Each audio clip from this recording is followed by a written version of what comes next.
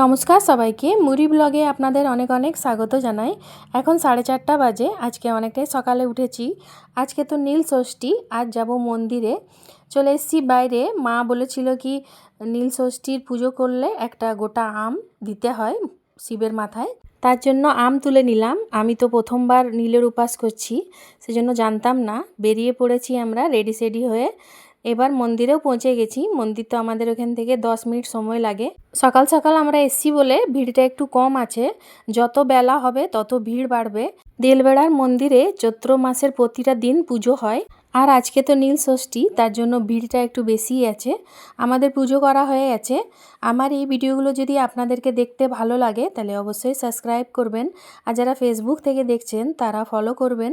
দেখুন আমরা তো পুজো করে বার হয়ে গেছি, তারপরে দেখুন ভিড়টা দেখুন, এখানে কত লম্বা লাইন হয়ে গেছে। মন্দিরটা একদম নদীর কাছে, এর নিচের সুবর্ণরেখা নদী বইছে। অনেকে এখানে নদীতে চান করে তারপরে মন্দিরে পুজো করে।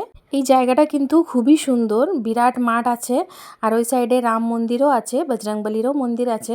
এরপরে যাব বাড়ির দিকে। ভিডিওটা তাহলে এখানেই শেষ করছি। সবাই ভালো থাকবেন, সুস্থ থাকবেন, সাবধানে থাকবেন। দেখা হবে পরের একটা ভিডিওতে। আমার ভিডিওটা দেখার জন্য অনেক অনেক ধন্যবাদ।